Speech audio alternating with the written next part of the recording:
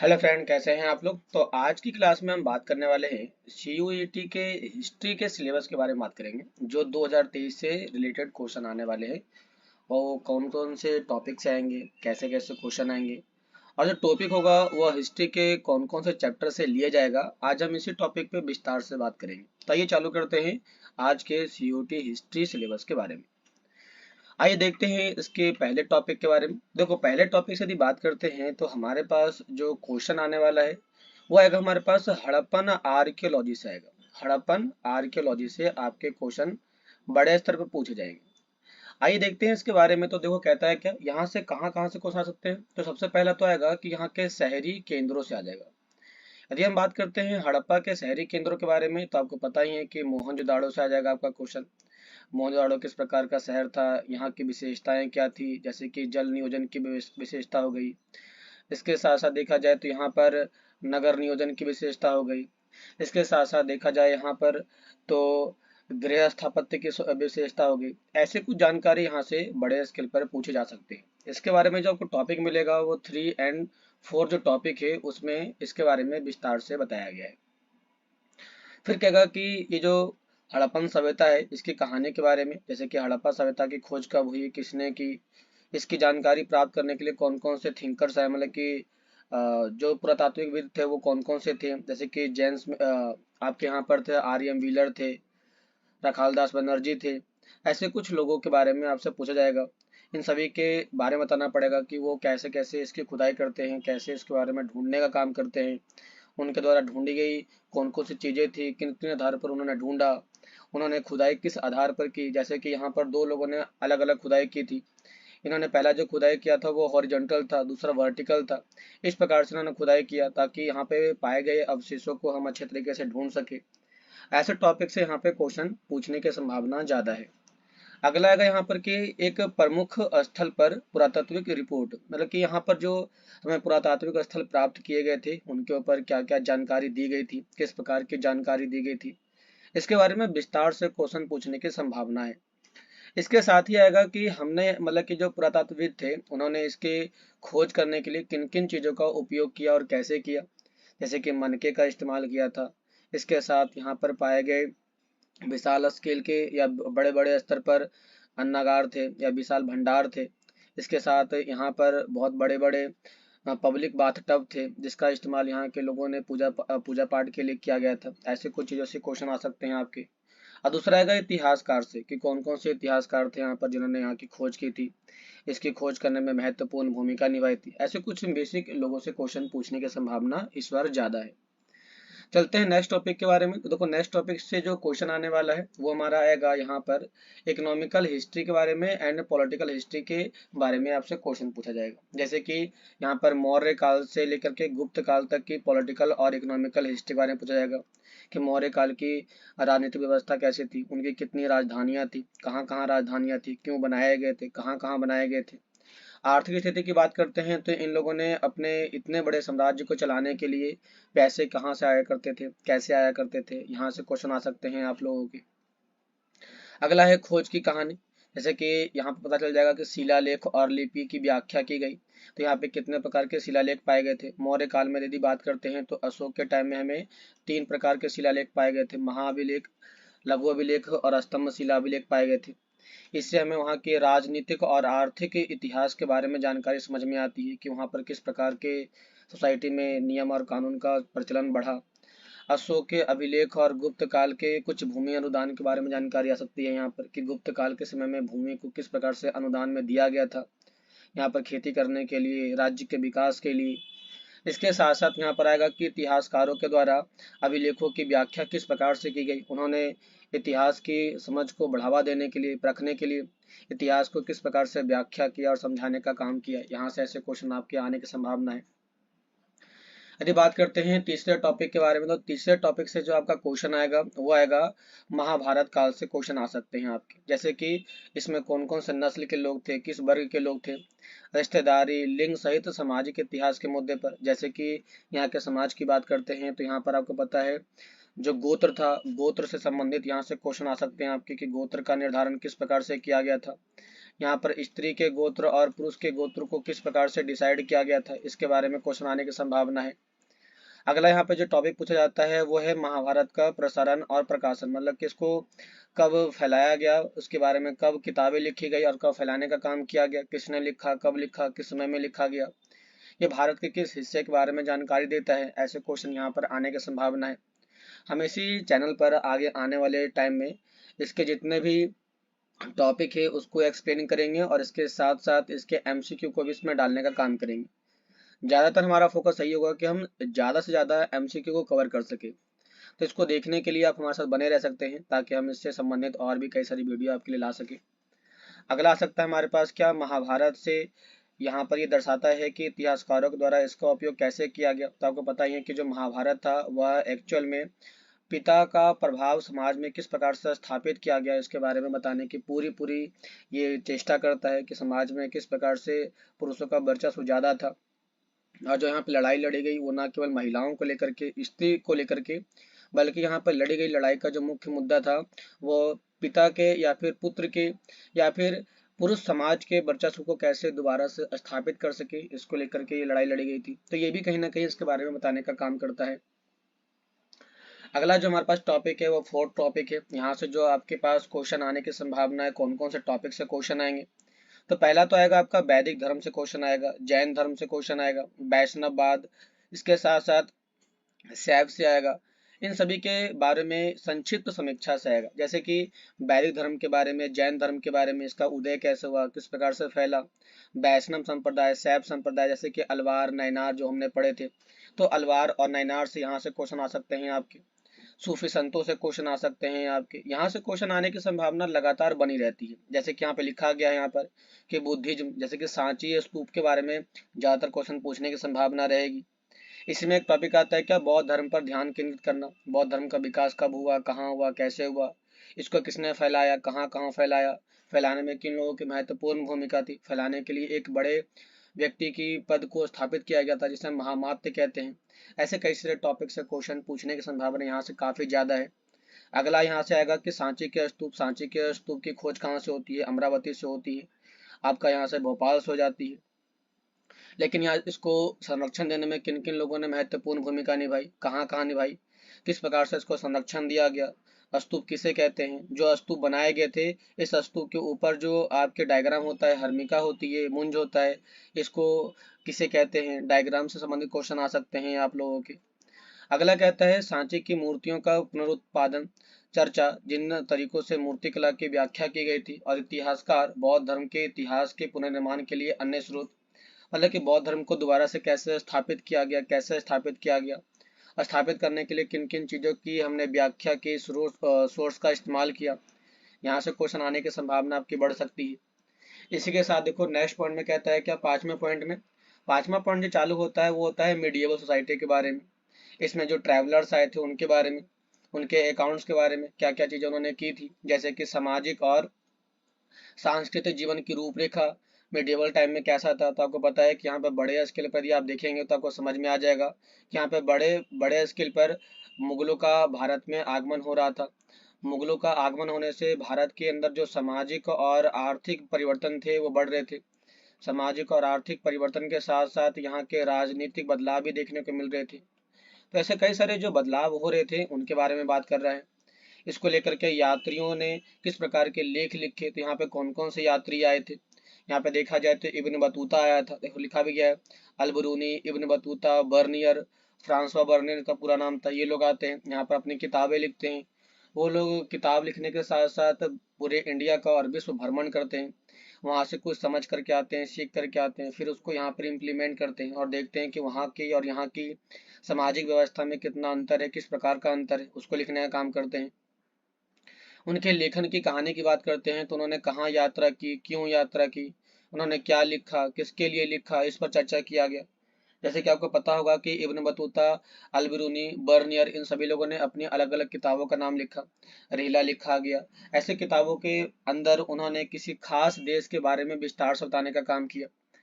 इसमें देखो कहता है क्या, चर्चा, ये वृत्तांत हमें क्या बता सकते हैं, तो भारत की सभ्यता बता सकते हैं, संस्कृति, समाज की व्यवस्था, समाज में लोगों का रहन सहन, वार्तालाप, पहनावा ओढ़ावा, ऐसे कई सारी चीजों के बारे में जानकारी पूछ सकता है। और इतिहासकारों के द्वारा उनकी व्याख्या कैसे की गई, ऐसे कुछ टॉपिक से आपके क्वेश्चन आने की संभावना ज्यादा है।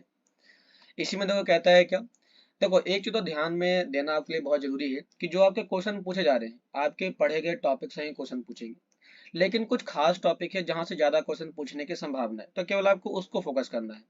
आपने पूरा पढ़ रखा है, बस आपको एमसीक्यू ज्यादा से ज्यादा अटेम्प्ट करने हैं।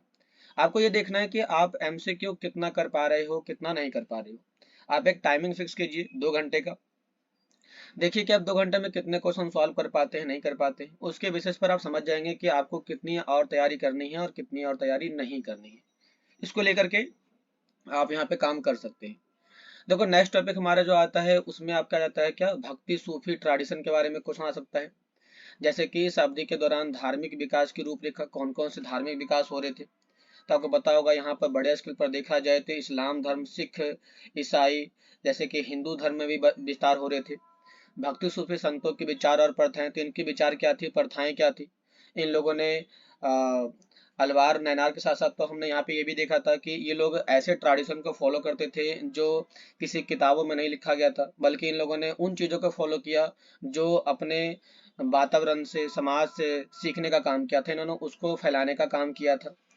इसमें कहता है कि जो सूफी संत थे, इन सूफी संतों के द्वारा इनकी रचनाओं को कैसे संरक्षित किया गया। तो आपको पता है कि इनकी जो बातें कही गई थी, इनकी बातों को पांडुलिपियों में लिखा गया था। पांडुलिपि मतलब मैन्युस्क्रिप्ट में लिखा गया, जिसको बाद में जाकर के लोगों ने कहावतों, कहानियों, किस्सों में बोल बोल के लोगों के बीच में चालू कर दिया, जिसके कारण आज भी हमें उनके द्वारा दी गई कुछ बातों को सीखने और समझने और सुनने का मौका मिलता है। यदि हम आज इनके अंश की बात करते हैं तो चुनिंदा भक्ति सूफी कृतियों के अंश हमें प्राप्त हो सकते हैं। आपको पता होगा कि हमारे भारत में कुछ ऐसे भक्ति सूफी संत की दरगाह है जहाँ से इनके जानकारी के व्यापक सोर्स में प्राप्त होते हैं। तो यहाँ पे कहाँ कहाँ पर थे, कब कब स्थापित किया गया, किन किन लोगों ने स्थापित किया, स्थापित करने के पीछे क्या मुख्य लक्ष्य थे, ऐसे टॉपिक से क्वेश्चन यदि आता है तो आप इसको बना सकते हैं आसानी से। फिर कहता है चर्चा, वे तरीके जिनमें इतिहासकारों के द्वारा इनकी व्याख्या की गई थी। तो इतिहासकारों ने किन किन टॉपिक को लेकर के व्याख्या की थी, सूफी संतों के बारे में क्या बताया, सूफी संत और सिख धर्म के जितने भी सिद्धांत थे, ग्रंथ थे, उनकी विचारधाराएं थी, किसमें लिखी गई, कहाँ पे लिखी गई, उनके कौन कौन गुरु थे। ऐसे टॉपिक से यदि क्वेश्चन आता है तो आप इसको अटेम्प्ट कर सकते हैं।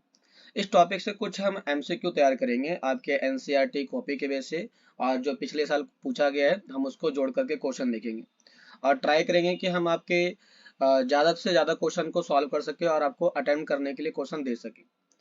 देखो इसमें हमारे पास सेकंड जो 7 पॉइंट आता है वो आता है हमारे पास हम्पी के बारे में क्वेश्चन आता है। हम्पी के बारे में कहता है कि जो विजयनगर काल के दौरान नई इमारतों की रूपरेखा, किस प्रकार की यहाँ पर इमारतें बनाई गई थी, यहाँ पे मंदिर किस प्रकार के बनाए गए थे, किलों का संरचना कैसे थी। तो यहाँ पे किलों को 5 अलग अलग भागों में बांट के बनाया गया था, ताकि यहाँ पर आंतरिक और बाहरी सुरक्षा को, बाहरी हमले के माध्यम से आंतरिक सुरक्षा को बढ़ावा दिया जा सके।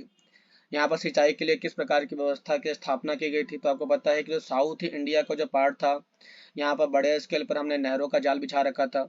यहाँ पर नहरों के माध्यम से कई जगहों पर जलाशय की स्थापना की गई थी, जिसके माध्यम से यहाँ पर पानी की जरूरतों को पूरा कर सकते थे। फिर कहता है वास्तुकला और राजनीतिक व्यवस्था के बीच के संबंध, किस प्रकार के यहाँ पे वास्तुकला और राजनीतिक व्यवस्था के बीच संबंध को स्थापित किया गया, इसमें किनके रोल थे उनके बारे में आपको बताना पड़ेगा। खोज की कहानी की बात करते हैं तो हम्पी की खोज कैसे हुई और इसका विवरण कैसे हुआ। तो हम्पी की खोज के बारे में विस्तार से बताइए कि हम्पी कहाँ पर खोजी गई, कैसे खोजी गई, खोजने में किन लोगों ने महत्वपूर्ण भूमिका निभाई। ऐसे टॉपिक से आपके क्वेश्चन आने की संभावना बढ़ जाती है। हम्पी में इमारतों के दृश्य, मतलब कि हम्पी जब बनाया गया था तो उसमें जो इमारत थे, मकान थे, मंदिर थे, उनका चित्र कैसा था, उनका डायग्राम कैसा था, स्थापत्य कला को कैसा स्थापित किया गया था, जैसे कि इंडो ग्रीक स्थापत्य कला को अपनाया गया था, तो वो कहाँ कहाँ पर अपनाए गए थे ये आपको बताना पड़ेगा। फिर कहता है चर्चा कीजिए कि वह तरीके जिनसे इतिहासकारों ने इन संरचनाओं का विश्लेषण और व्याख्या किया। मतलब कि हम्पी के टाइम में जो भी इमारतें पाई गई थी उनमें जो वास्तुकला का इस्तेमाल किया गया था, उनकी संरचना, उनकी व्याख्या किस प्रकार से की गई इतिहासकारों के द्वारा, इनसे क्वेश्चन आने की संभावना बढ़ जाती है आप लोगों की। अगला टॉपिक हमारे पास आता है क्या, अगला टॉपिक हमारे पास आता है आइन ए अकबरी से क्वेश्चन आता है। जैसे कि 16 और 17 सेंचुरी के टाइम में कृषि संबंधी संरचनाओं की व्याख्या करने के बारे में कि यहाँ पर कृषि का विकास कैसे हुआ, किस प्रकार से हुआ, अकबर के द्वारा कृषि के विकास को लेकर क्या क्या काम किए गए थे, इस अवधि में कृषि को लेकर के क्या क्या परिवर्तन आए थे। इसके साथ साथ आईने अकबरी के संकलन कब लिखा गया, कितने भागों में बांटा गया था, इसे 3 भागों में बांटा गया था, अनुवाद किसने किया था। तो आपको पता है कि इसको लिखने के काम जो किए गए थे वो अल बरूनी के द्वारा किया गया था, इसने बड़े स्केल पे इसको लिखने का काम किया। जो आईने अकबरी है, इस अकबरी के अंदर अकबर के द्वारा दिए गए कौन कौन सिद्धांत बताए गए हैं, इसके साथ साथ वे तरीके जिनसे इतिहासकारों ने इतिहास के पुनर्निर्माण के लिए पाठ का उपयोग किया, तो किन किन तरीकों से इनका इस्तेमाल किया गया, इससे इनके मतलब कि जो अकबर थे उनके बारे में क्या जानकारी प्राप्त होती है। तो ऐसे टॉपिक से हमें यहाँ पर क्वेश्चन ज़्यादा से ज़्यादा अटेम्प्ट करने के मौके मिलेंगे। आप लोग को बस ये करना है कि जो भी मेन टॉपिक दिया गया है ना, जो भी मेन टॉपिक दिया गया है उन सभी मेन टॉपिक को आप एक बार रीड कीजिए, और रीड करने के साथ साथ हो सके तो आप खुद ही एमसीक्यू बनाइए और एमसीक्यू बना करके आप खुद इसको सॉल्व कीजिए। जब आप खुद ही सॉल्व करेंगे तो आपको समझ में आ जाएगा कि आप 2 आवर में कितने क्वेश्चन सॉल्व कर पा रहे हैं। इससे आपकी औकात समझ में आ जाएगी कि आप कितने क्वेश्चन सॉल्व कर पाते हैं और नहीं कर पाते हैं। फिर आपका आ जाएगा यहाँ से नेक्स्ट क्वेश्चन, वो क्वेश्चन आपसे यहाँ पर पूछा जाएगा। जैसे कहता है क्या, देखो यहाँ पे कह रहा है क्या, मुगल मुगल के बारे में, मुगल कोर्ट के बारे में पूछ सकता है आप लोगों से। जैसे कि राजनीतिक इतिहास की रूपरेखा कैसी थी यहाँ पर, कब के कब से, तो 15 सेंचुरी से 17 सेंचुरी के बीच में। मुगल दरबार और राजनीति की चर्चा की, मुगलों के दरबार में कौन कौन से लोग रहा करते थे, कितने रत्न थे, किस प्रकार के रत्न थे, इसके साथ उनकी राजनीति किस प्रकार की थी, उनकी समाज की देखरेख और उनके नियम कानून। जैसे कि आपको पता है इन्होंने कुछ नियम कानून से सरिया कानून को अप्लाई किया था। इसके साथ साथ इन लोगों ने कुछ जजिया कर लगाए गए थे, और ये कर कुछ खास कम्युनिटी के ऊपर लगाया गया था, तो किन के ऊपर लगाया गया, किन को छूट दिया गया। ऐसे कुछ टॉपिक्स यहाँ से 1 नंबर के एमसीक्यू बहुत बड़े स्केल पे बनते हैं। फिर कहता है खोज की कहानी के बारे में, जैसे कि अदालत के इतिहास के निर्माण और इसके बाद के अनुवाद और प्रसारण का लेखा जोखा। आपको पता ही होगा कि अकबर के टाइम में यहाँ पर दीवाने खास हुआ करता था, जिस दीवाने खास के अंदर ये लोग, सॉरी, दीवाने खास के अंदर ये लोग सामूहिक तौर से अदालत लगाया करते थे, और हर एक व्यक्ति के जो भी सिफारिशें हुआ करती थी उनको इसमें अप्लाई किया गया था, जो भी डिमांड थी वो उसमें अपनाया गया था, और उसके अकॉर्डिंग यहाँ पर उनको जस्टिस देने का काम किया गया था। फिर यहाँ पर आता है हमारे पास अकबरनामा और पदशाहनामा, इसे बादशाहनामा कहा जाता है, बादशाहनामा ये होता। तो बादशाहनामा और अकबरनामा से हमें क्या क्या जानकारी मिलती है, तो इससे हमें अकबर के समय के अदालत के बारे में, राजनीति के बारे में, मुगल दरबार के बारे में, उनके रत्नों के बारे में, नियमों और कानूनों के बारे में जानकारी मिल जाती है। तो कैसे मिलती है ये बताना है, कौन कौन जानकारी मिलती है ये आपको बतानी है यहाँ पर। फिर कहता है कि वे तरीके जिनसे इतिहासकारों ने राजनीतिक इतिहास के पुनर्निर्माण के लिए ग्रंथों का उपयोग किया। तो इतिहासकारों ने जो अकबरनामा था और जो बादशाहनामा था इनका उपयोग किस लिए किया, तो इतिहास को पूरा दोबारा से लिखने के लिए किया, और किस प्रकार से किया ये लिखना है, और कौन कौन से इतिहासकार आए थे आपको इनके बारे में विस्तार से बतानी है। इसके बाद चलते हैं 10 टॉपिक के ऊपर। देखो 10वां जो टॉपिक है वो आपका जो क्वेश्चन आएगा वो आएगा आपका कॉलोनियलिज्म से आएगा और रूरल सोसाइटी से आएगा, मतलब ग्रामीण समाज और उपनिवेशवाद जो टॉपिक था ना हमारा थर्ड बुक का, ये वहां से आ जाएगा। तो ये जो है आपका, वो है आपका मॉडर्न, जो मॉडर्न आपकी हिस्ट्री है, यहाँ से क्वेश्चन आपके आ रहे हैं। यहाँ से क्या क्वेश्चन आएंगे, तो जमींदार से क्वेश्चन आएगा, किसानों से क्वेश्चन आएगा, कारीगरों से क्वेश्चन आएगा। जमींदार किस प्रकार के हुआ करते थे, इनके द्वारा कौन कौन से कर की व्यवस्था लागू की गई थी, जैसे कि बंदोबस्त था यहाँ पर, बंदोबस्त। इसके बाद था यहाँ पर रैयतवाड़ी था। यहाँ पर इस प्रकार की जो व्यवस्था लागू की गई थी, कब लागू की गई, किसने लागू की, कितने क्षेत्रों पर लागू की, कितना % टैक्स लगाया गया था, यहाँ से क्वेश्चन आ सकते हैं आप लोगों के। फिर ईस्ट इंडिया कंपनी के द्वारा राजस्व, बंदोबस्त और सर्वेक्षण के लिए कौन व्यक्ति आया था, तो बुकानन के बारे में आपका जो रिपोर्ट था, बुकानन का रिपोर्ट आपका आ सकता है कि बुकानन ने कौन से रिपोर्ट पब्लिश किए थे, उसमें किस किस प्रकार के बारे में लिखा गया था। फिर यहाँ से क्वेश्चन आ सकता है आपका कि 19वीं सेंचुरी में क्या क्या बदलाव आए, क्या क्या परिवर्तन आए। आधिकारिक रिकॉर्ड की कहानी के बारे में कि आधिकारिक तौर से हमें जो रिकॉर्ड की जानकारी प्राप्त होती है, कौन कौन सी जानकारी प्राप्त होती है। एक चीज ध्यान देना, आप लोग का जो जीएस पेपर होगा ना, इसके लिए संभावना है तो आप 6th 7th और 8th क्लास की जो हिस्ट्री है वो आप पढ़िएगा, यहाँ से ज्यादातर क्वेश्चन आप अटेम्प्ट कर सकते हैं। फिर यहाँ पर आया कि ग्रामीण समाज के अंदर आधिकारिक जांच क्यों की गई और इसका लेखा जोखा क्यों बनाया गया था, क्यों स्थापित किया गया था। तो आपको पता होना चाहिए कि इसका इसलिए इस्तेमाल किया गया ताकि यहाँ के क्षेत्रों की जानकारी प्राप्त कर सके कि कितने क्षेत्रों में खेती होती है, कितना राजस्व आता है, कितने राजस्व का हम वितरण करना चाहिए, किसको कितना मिलना चाहिए, इसको लेकर के यहाँ पर लागू किया गया था। यहीं पर एक चीज और भी लागू किया गया था, आपको शायद पता होना चाहिए कि यहाँ पर किसानों को रैयत का अधिकार दे दिया गया था। रैयत, किसानों को हम कहते थे रैयत कहा गया था। इसमें किसानों को मालिकाना हक दिया गया था, चाहे तो अब उनकी किसानों की जमीनों को बेच सकते थे, खरीद सकते थे, गिरवी रख सकते थे। फिर यहाँ पर आता है कि रिकॉर्ड के प्रकार और उत्पादित रिपोर्ट क्या कौन कौन से थे इसके बारे में।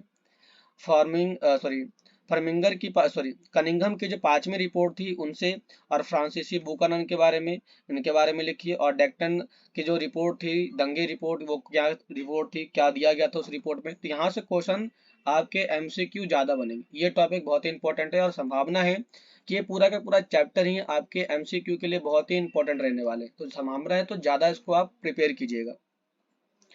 फिर इसमें नेक्स्ट तो कहता है क्या, नेक्स्ट में कह रहा है कि आधिकारिक रिकॉर्ड क्या बताते हैं, क्या नहीं बताते हैं, इतिहासकारों के द्वारा उनका उपयोग कैसे किया गया। ऐसे कुछ टॉपिक से यदि क्वेश्चन आता है तो आप डायरेक्टली इसको बना सकते हैं, लेकिन इसको बनाने के लिए आप एमसीक्यू ज्यादा काम कीजिए। यदि आप किताब पढ़ते हैं तो मैं आपके लिए एमसीक्यू तैयार कर सकता हूं और आपको एमसीक्यू उसके लिए दे सकता हूं, लेकिन ज्यादा एमसीक्यू प्रिपेयर करने के लिए आपको कमेंट बॉक्स में दीजिए कि आप कितना एमसीक्यू प्रिपेयर कर सकते हो, उसके अकॉर्डिंग मैं आपको बनाने के लिए तैयारी करूंगा। तो देखो 1857 का जो रिवोल्यूशन हुआ था, यहाँ से क्वेश्चन तो आपको बताइए कि ज्यादातर आते आते हैं। इसकी क्या घटनाएं हुई थी, कैसे रिपोर्ट किया गया था, इसमें लखनऊ फोकस क्या थे, 1857 के चित्र समकालीन खातों के उदाहरण दीजिए। तो लखनऊ में आपको पता ही था कि इस पूरे गढ़ का जो हेड था वो लखनऊ से चालू, लखनऊ से तो चालू नहीं हुआ था, लेकिन इसकी जो शुरुआत हुई थी वो आपका हुआ था मेरठ से चालू हुआ था। लेकिन इसके बाद लखनऊ ही वो जगह थी जहां से इसका नेतृत्व किया गया था। इसके बाद इसके चर्चा में यदि बात कर सकते हैं तो इनके तस्वीरों ने जो हुआ उनके बारे में ब्रिटिश राय को कैसे आकार दिया। तो आपको पता है कि इसी युद्ध के बाद, मतलब कि क्रांति के बाद, विद्रोह के बाद, जो यूरोपियन कंट्री थी, तो यूरोपियन कंट्री ने क्या किया, तो अपनी सेना के अंदर जो इंडियंस और यूरोपियन का जो रेशियो था उसको बदल दिया गया। अब यूरोपियन 4 हो गए, इंडियन 2 हो गए, लेकिन पहले ये अलग था। पहले यूरोपियन 2 थे और इंडियन 4 थे। इनके रेशियो को चेंज कर दिया गया ताकि भारतीय राजनीति के अंदर, सेना के अंदर जितने भी मेन पोस्ट हैं उनके ऊपर केवल यूरोपियन ही रहे, बाहरी लोग ना रहे। इसको लेके काम किए गए। देखो नेक्स्ट में आपसे जो क्वेश्चन आ सकता है वो है आप लोगों के town plan and the municipal reports के बारे में आ सकते हैं। जैसे कि आपको पता है कि भारतीय कौन कौन से शहर थे उपनिवेशवाद के समय में। जैसे कि आपको कहता है कि 1890 सेंचुरी के टाइम में मुंबई, चेन्नई, हिल स्टेशन और छावनियों का विकास किया गया ताकि यहाँ से विकास कर सके, डेवलपमेंट कर सके और यहाँ पर सीधे भारत के अलग अलग क्षेत्रों पर निगरानी रख सके, इसके लिए किया गया था। यहाँ से कौन कौन सी तस्वीरें मिलती है, पेंटिंग्स मिलती है, शहरों के लिए कौन कौन सी योजना स्थापित की गई थी। फॉर्म टाउन प्लान रिपोर्ट क्या थे, तो फॉर्म टाउन प्लान रिपोर्ट से आप ये टॉपिक क्लियर करके जाइएगा। ये टॉपिक बहुत इंपॉर्टेंट है, आप लोग इसे क्लियर करके जाइएगा। इसके साथ आता है आपका क्या, कोलकाता टाउन प्लानिंग के पर फोकस, इन पे क्या क्या फोकस किए गए थे। तो इनके जितने भी मेन बिंदु है ना, आप इन बिंदुओं को पॉइंट फॉर्म में लिख लीजिए। पॉइंट फॉर्म में कौन कौन सी बिंदु हैं, कौन कौन से बिंदु इसमें बताई गई थी, इनके बारे में विस्तार से लिख सकते हैं और फिर आप आगे बढ़ सकते हैं। फिर देखो कहता है क्या, चर्चा की यदि बात करते हैं तो नगरों के इतिहास के पुनर्निर्माण के लिए उपयुक्त स्रोतों का उपयोग कैसे किया जा सकता है। ये स्रोत क्या प्रकट नहीं करते हैं, मतलब कि क्या क्या इनकी कमियां थी, तो आप कमियों के ऊपर क्वेश्चन बना के जाएंगे। इसमें हो सकता है कि आपका असेशन और रीजन बेस्ड क्वेश्चन ज्यादा आ सकते हैं, तो आप उनको भी प्रिपेयर करके जाइएगा। फिर देखो कहता है क्या, महात्मा गांधी के द्वारा क्या क्या इसमें बातें कही गई थी। तो देखो कहता है क्या, राष्ट्रवादी आंदोलन 1918 से 1948 के बीच में किस प्रकार से चलाए गए थे।